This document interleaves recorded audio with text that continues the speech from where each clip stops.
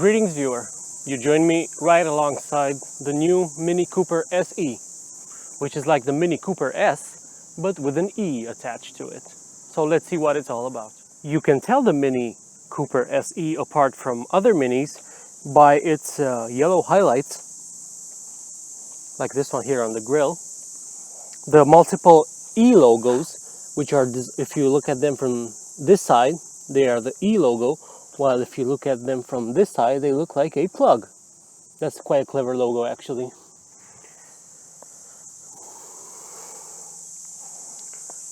The E logo, again, repeated here next to the side repeater. These unique Corona spoke wheels, which Mini says are supposed to imitate the look of a 3-pin UK style socket, which they do. The mirrors on this example are also finished in the same shade of yellow. They look pretty cool too. There's another E logo here on the back.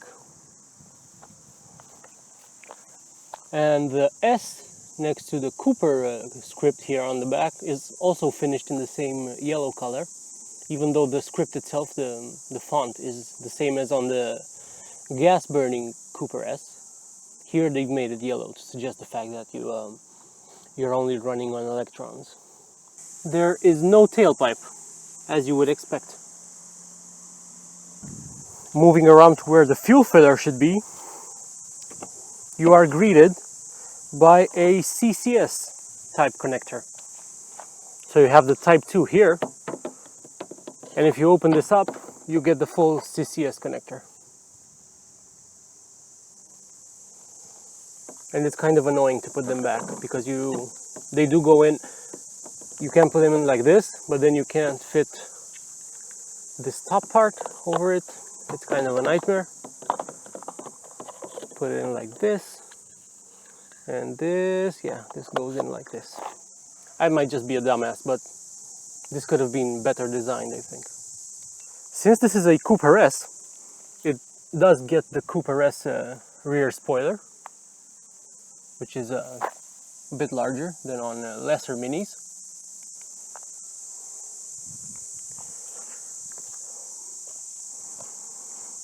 And that's pretty much it. It is worth mentioning though that you can do without these rims, without the mirrors, so you get a little less yellow on your car if you want it to look more like the regular Mini, although the grille remains yellow, as do the E badges and the S on the back. But yeah, the rest of it is standard Mini fare. Something that was quite surprising to me was the fact that in order to accommodate the battery pack, Mini actually raised this car compared to the regular gasoline burning variant by 18 millimeters. But you really can't tell. What Mini's designers have done in order to disguise the extra height is they've increased the size of this wheel arch protector thing. So on the regular car it's about this big, and on this one it's about this big. And I'm pretty sure the sill guards, the plastic sill guards, which are unpainted here, they might also be a bit taller, I guess. This concludes the exterior overview of the Mini Cooper SE. Now it's time to see what it's like to drive.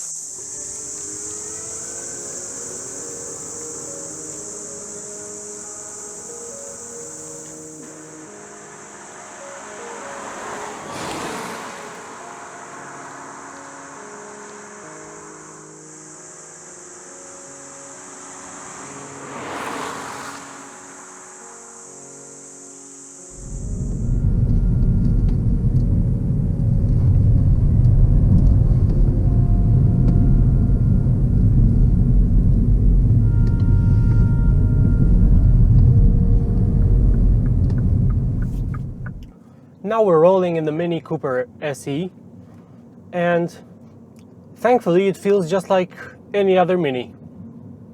albeit with a completely absent engine note, which is a bit of a shame because gasoline burning Minis, especially the Cooper S, are actually quite enjoyable to listen to.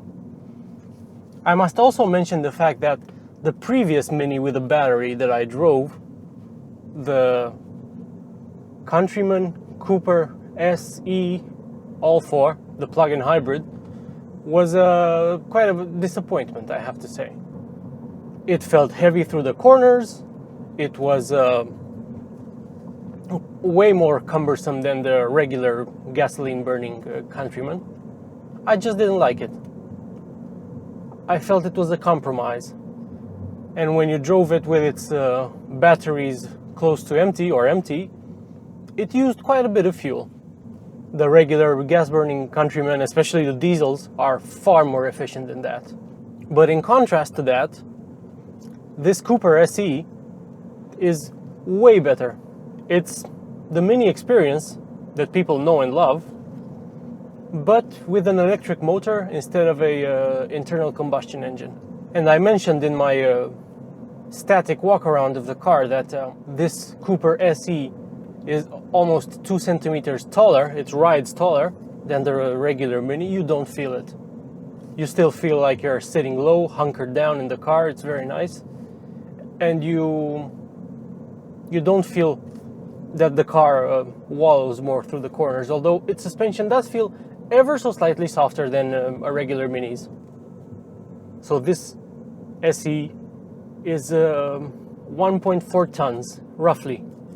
Mini quotes like 1440 kilos, but some reviewers have weighed it independently, and the car tips the scales at under 1400 kilos, it seems, with no driver aboard.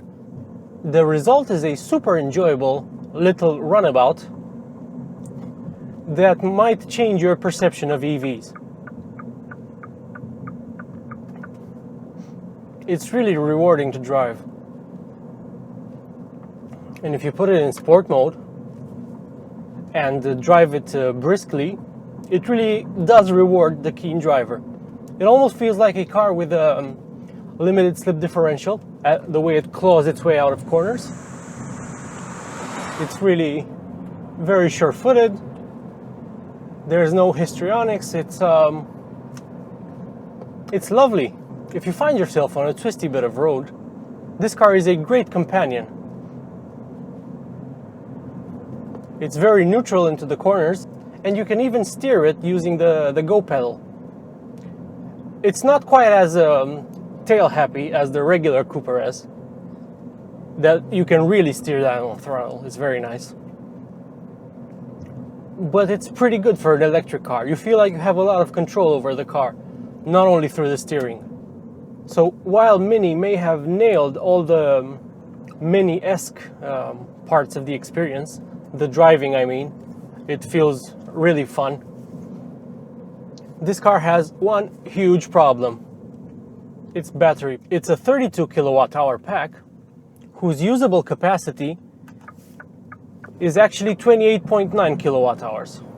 And even though Mini says it should achieve a range of 234 kilometers on one charge, that's impossible. It's ridiculous. It's very optimistic. You're never going to achieve that. When I picked the car up from BMW, it was fully charged to 100%. And my range meter showed 148 kilometers. And the BMW PR guy, in his endless optimism, said, "Oh, don't worry, drive it sensibly and it will go up." And I did drive it sensibly for a few seconds, and it didn't go up, so I just abandoned that idea. And in the first day that I had this car, I took the battery from fully charged to around 20% in 80 kilometers. And I didn't even drive it like I stole it for most of the time. The problem with this car is that it begs you to drive it a bit briskly. It's not the kind of EV you just want to drive around slowly and eking out as much range as you can. It genuinely begs to be driven quickly. And it has to be one of the most fun to drive EVs in the world right now. Even though it's just front-wheel drive, which is not the ideal setup for the best possible handling car. But then again, most cars are front-wheel drive, so manufacturers have had time to refine the formula. So the small battery doesn't really provide that much range. And what's interesting is the fact that this is actually BMW's second electric Mini. Although the first one you couldn't buy it, you could just lease it and then BMW took it back from you. But that car, which was called the Mini E, had a 35 kilowatt hour battery pack, whose usable capacity is probably around 32, but it's still bigger than this car. And that car had a claimed range of 160 kilometers. So even if this car is 10 years newer and EV technology has come on leaps and bounds since then,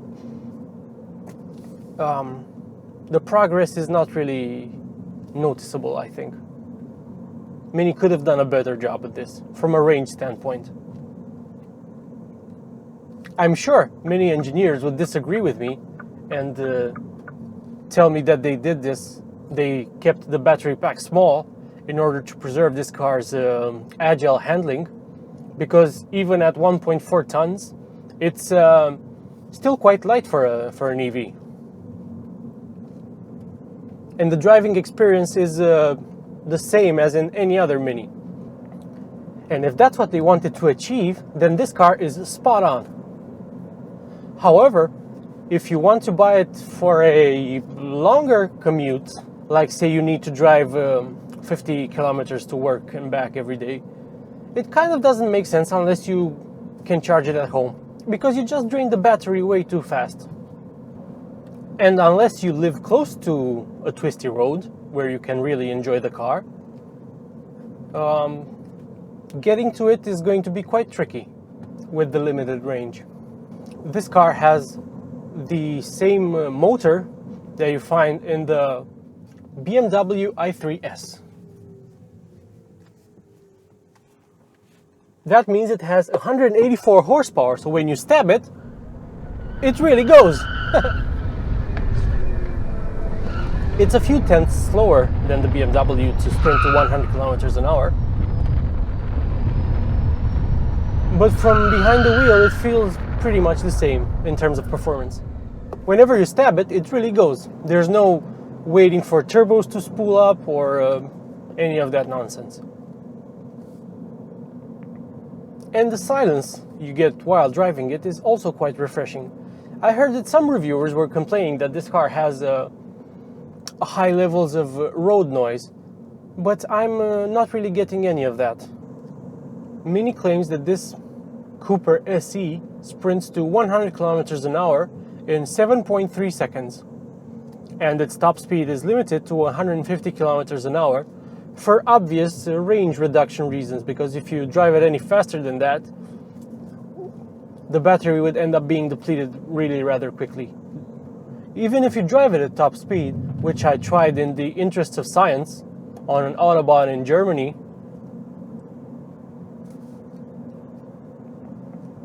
it still uses up way too much juice.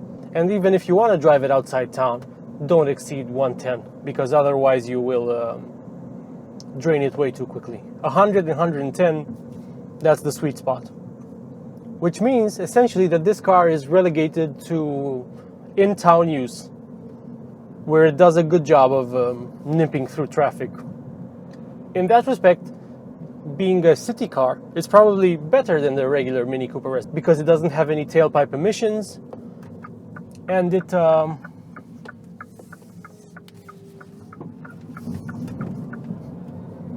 it's just an enjoyable thing to live with. The interior is of high quality, the same interior you find in any Mini, although now that this one has been refreshed, it gets this digital driver's display, which is kind of cool. This Mini Cooper SE has 2 levels of brake regen. The standard one is the more aggressive brake regen, which really slows the car down quite drastically when you lift off. So now we're completely stationary and I didn't touch the brakes. you can change it via a toggle switch that is located where the stop-start thing is located in the gasoline and diesel minis, which is fine. It's within fairly easy access, but at the same time you run the risk of stopping the car. Although, oh, you can actually stop it while on the move, and now I'm in neutral. So yeah, you can stop it. You can stop this car while it's moving, which is a serious safety fault if you ask me, when you just want to increase or decrease brake regen. And I think this is very bad design, and I strongly disagree with this decision to put this there. Especially because you have the gear selector, which has the sport position, which in this car is not used. So whenever you put it in the sport position by tugging it towards the driver, to the left in my case, it just returns to its regular position. So it doesn't do anything. Pricing for this Mini Cooper SE starts at under 30,000 euros. This example I'm driving is nearly top of the range. It only lacks the sunroof and the sport steering wheel, and I think some more snazzy mood lighting, because I know that there's this trim panel on the dashboard here that can be backlit, and that's quite nice. If I'd buy a Mini, I'd definitely opt for that because it's really cool looking. You can get it now in the BMW 1 Series, the new front-wheel drive car that's mechanically related to this one. So it's not a cheap car, especially considering the small battery you're getting. But if you live in Europe, chances are your government will cover part of it. Here in Romania, you get 10,000 euros towards your EV purchase. So that drops the price significantly, and it makes this Cooper SE quite an attractive buy. Although the lack of range is really annoying, and it may be off-putting to some people. I frankly am not sure whether or not to recommend this car.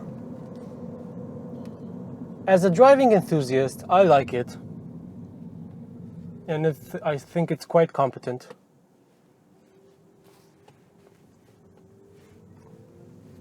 But as a practical proposition, I don't think I can recommend it. I mean, its range could best be described as pathetic compared to other modern cars, like one from Peugeot, and even the i3. The i3, which has the same motor as this, the i3S, gets a 44 kilowatt-hour battery pack. And it has comparably more range, and it's rear-wheel drive, and it's more interesting, although you sit quite high in that car, and this still preserves a nice sporty driving position. And I think even though that car is rear-wheel drive, the Mini is more fun because of the aforementioned driving position, which is lower in this car. This is a stylish, very well built, well engineered car that will definitely put a smile on your face, especially if you're a keen driver. But it will also really annoy you if you want to cover many miles in it, because it just can't do that. You're better off in another EV. But if you want a Mini that's electric, here it is.